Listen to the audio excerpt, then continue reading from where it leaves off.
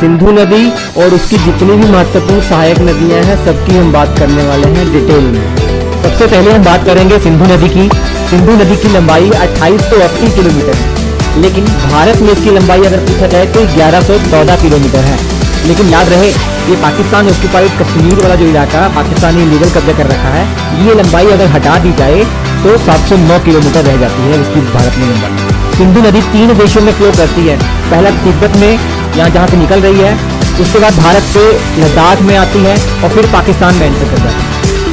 सिंधु नदी का उद्गम तिब्बत के अंदर एक झील है, मानसरोवर झील, और इसी के पास एक ग्लेशियर है जिसका नाम है बोथरचू ग्लेशियर। यहीं से सिंधु नदी का उद्गम हुआ। हालांकि पहले माना जाता था सिंध कबाब या सानो ख्वाबाब जो ग्लेशियर है वहां से इसका उद्गम माना जाता था, लेकिन ज्यादातर वैज्ञानिकों का मानना है कि बोथरचू ग्लेशियर से ही सिंधु नदी का उद्गम होता है। और यहीं बगल में आप देख रहे हैं ये कैलाश पर्वत भी यहीं बगल में ही है। याद रखिए, हम बात कर रहे हैं हिमालय के सबसे उत्तरी हिस्से की, मतलब ट्रांस हिमालय की हम बात कर रहे हैं। सिंधु नदी तिब्बत से आगे चलकर दमचौक नामक जगह से भारत के लद्दाख में एंटर करती है। लद्दाख हमारा केंद्र शासित प्रदेश है और लद्दाख में आगे चलते हुए ये हमारी जो सिंधु नदी है लद्दाख पर्वत श्रेणी और जास्कर पर्वत श्रेणी के बीच में बहती है।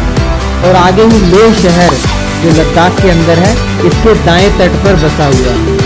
और बहुत फेमस नदी है श्योक, ये इसकी दाईं ओर से मिलने वाली इसकी एक सहायक नदी है। ये श्योक नदी आप देख रहे हैं कराकोरम पर्वत श्रेणी और लद्दाख पर्वत श्रेणी के बीच में ये फ्लो करती है और सिंधु नदी में मिल जाती है। इसके बाद सिंधु नदी एलओसी को पार करते हुए पाकिस्तान ऑक्यूपाइड कश्मीर वाले क्षेत्र में एंटर करती है जो गिलगित और बलूचिस्तान के नाम से जाना जाता है। आगे चलने के बाद जो गिलगित जगह है, इस गिलगित जगह के पास से हमारी सिंधु नदी शार्प साउथ की तरफ टर्न लेती है और यहाँ एक बहुत बड़े गार्ज का निर्माण करती है। अब गार्ज का निर्माण हो रहा है, इससे ये सिद्ध होता है कि हमारी जो सिंधु नदी है ना, हिमालय पर्वत के बनने से पहले से यहाँ फ्लो हो रही है। यही कारण है कि जैसे जैसे हिमालय का उत्थान हो रहा था तो आसपास की जमीन तो उठ रही थी, लेकिन जहाँ पर सिंधु नदी फ्लो हो रही थी उस जमीन को नदी ने नहीं उठने दिया, तो इसी कारण से गहरे गार्ज का निर्माण हुआ। और ये नदी आगे चलकर चिल्लास नामक एक जगह से पाकिस्तान में एंटर कर जाती है। पाकिस्तान में एंटर करने के बाद कुछ नदियां दाईं तरफ से इसमें आकर मिलती हैं, जैसे गिलगित हो गया। हालांकि गिलगित पाकिस्तान ऑक्यूपाइड कश्मीर में ही इसमें मिल जाती है। काबुल हो गया, कुर्रम हो गया, गोमल हो गया। उसके बाद सिंधु नदी कराची के पास जाकर अरब सागर में डेल्टा बनाती है और अपना पानी समुद्र में गिरा देती है। उसके बाद हम चर्चा करेंगे सिंधु की 5 सबसे महत्वपूर्ण सहायक नदियां की, जो इकट्ठा होकर पाकिस्तान के अंदर एक जगह है मिठानकोट, वहाँ पे सिंधु नदी में पंचनद नाम से मिल जाती है। इस पंचनद शब्द का अर्थ भी होता है 5 नदियों का समूह। ये 5 जो नदियाँ हैं ना, झेलम, चिनाब, रावी, व्यास और सतलुज। बात करते हैं सबसे पहले सिंधु की सबसे बड़ी जो सहायक नदी है चिनाब नदी की। चिनाब नदी का उद्गम कहाँ से होता है? हिमाचल प्रदेश के अंदर आइए। हिमाचल प्रदेश में एक जिला है लाहौल और स्पीति जिला, और इसी जिले के अंदर एक दर्रा है बाड़ा लाचा दर्रा, और इस दर्रे के पास 2 नदियों का उद्गम होता है।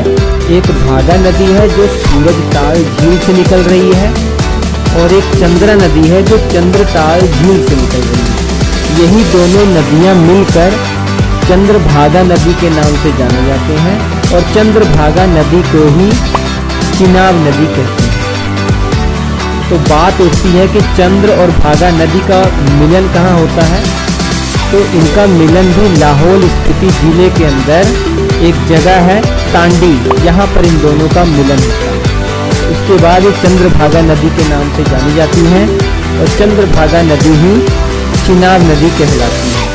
ये चिनाब नदी हिमाचल प्रदेश से होते हुए जम्मू कश्मीर में एंटर करती है, और जम्मू कश्मीर से बाहर निकलने के बाद ये पाकिस्तान में एंटर कर जाती है, और पाकिस्तान में जाकर आगे मिठानकोट के पास ये सिंधु नदी में मिल जाती है। चिनाब नदी को ऋग्वेद में अस्किनी नदी भी कहा गया है, और चिनाब नदी को अथर्ववेद में कृष्णा नदी भी कहा गया है। सिंबल ऑफ लव या आशिका का दरिया भी चिनाब नदी को कहा गया है, क्योंकि इस नदी के किनारे बहुत सारी लव स्टोरी बनती है इसी कारण से सिंबल ऑफ लव या आशिका दा दरिया चिनाब नदी को कहा जाता है।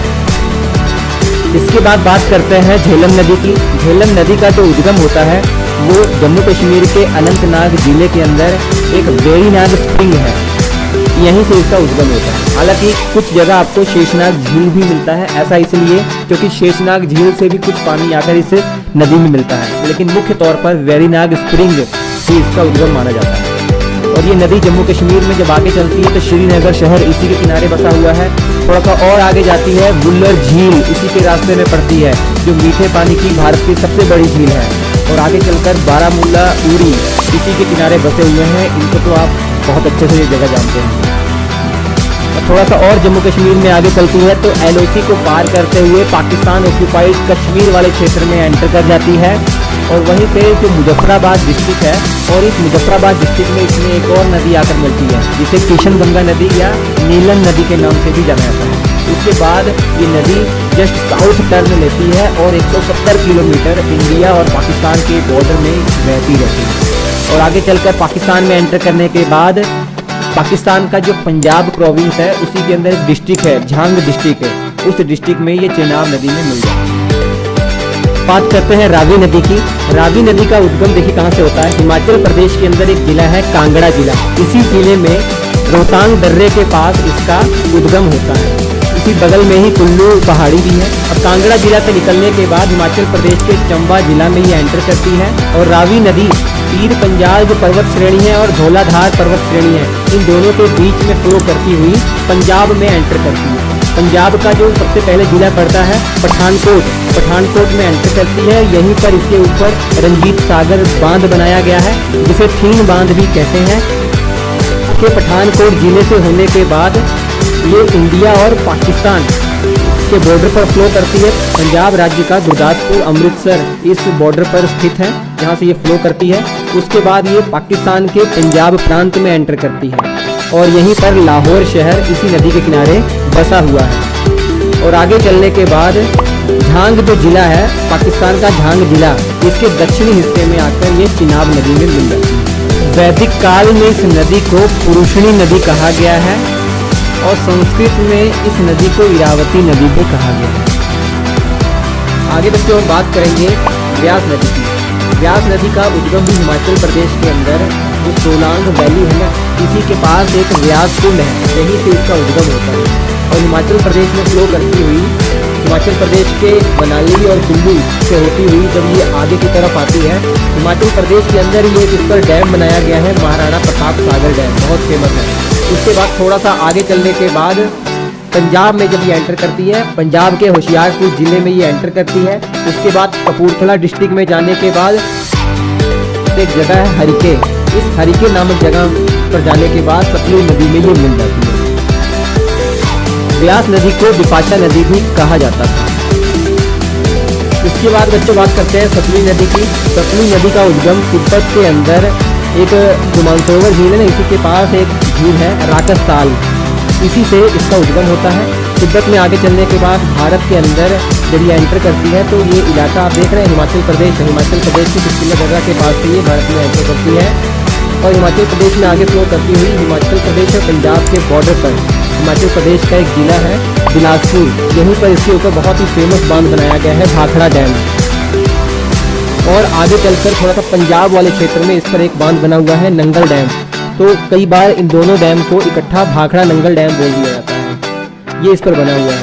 और ये नदी आगे चलती है, लुधियाना जो शहर है, जो डिस्ट्रिक्ट है पंजाब का, ये इसी नदी के किनारे बसा हुआ है। और आगे चलकर हरिके जो जगह है ना, यहाँ पर जाने के बाद व्यास नदी इसमें मिल जाती है और यहीं पर हरिके बैरेज बना हुआ है। आप समझ लीजिए हरिके डैम एक बांध समझ लीजिए। और इसी बैरेज के थ्रू एक बहुत लंबी नहर निकाली गई है, इंदिरा गांधी नहर, जिसकी अब लंबाई वर्तमान में 650 किलोमीटर। इस इंदिरा गांधी नहर का पहले नाम हुआ करता था राजस्थान नहर, बाद में इसका नाम हमारी प्रधानमंत्री रह चुकी हैं इंदिरा गांधी, उनके नाम पर कर दिया गया। ये इंदिरा गांधी नहर के थ्रू पंजाब वाले क्षेत्र में, लेकिन मुख्य तौर पर राजस्थान वाले इलाके जो सूखे हुए हैं, यहाँ पर एग्रीकल्चर के लिए इसका बहुत उपयोग किया जाता है इस पानी का। और फिर हमारी जो सतलुज नदी है, पाकिस्तान और इंडिया बॉर्डर पर 120 किलोमीटर लगभग फ्लो करती हुई आगे चलकर पंजाब जो प्रांत है पाकिस्तान का, उसमें जाकर चिनाब में मिल जाती है। और आगे आप जानते हैं ये जो 5 नदियों का संगम हो गया है, ये पंजनद नाम से जानी जाती है। पंजनद का अर्थ भी होता है 5 नदियों का समूह। और ये आगे चलकर फाइनली मिठानकोट में, पाकिस्तान के मिठानकोट में इंडस रिवर सिस्टम में मिल जाती है। सिंधु नदी और उसकी 5 जो महत्वपूर्ण सहायक नदियां हैं, इनको लेकर भारत और पाकिस्तान के बीच में एक समझौता हुआ था 1960 में, जिसे इंडस वाटर ट्रीटी 1960 कहते हैं। ये समझौता भारत की तरफ से प्रधानमंत्री जवाहरलाल नेहरू और पाकिस्तान की तरफ से जो राष्ट्रपति थे मोहम्मद अयूब खान, इन दोनों के बीच में हुआ था। इस समझौते के तहत जो इंडस नदी है, झेलम नदी है, चिनाब नदी, इन 3 नदियों का 80% पानी पाकिस्तान यूज़ करेगा, जबकि 20% जो पानी है वो भारत यूज़ करेगा। जबकि जो नीचे की नदियां रावी, ब्यास, सतलुज, इन तीनों का जो पानी है ये 80% भारत इसका यूज़ करेगा और केवल 20% इसका पाकिस्तान यूज़ करेगा।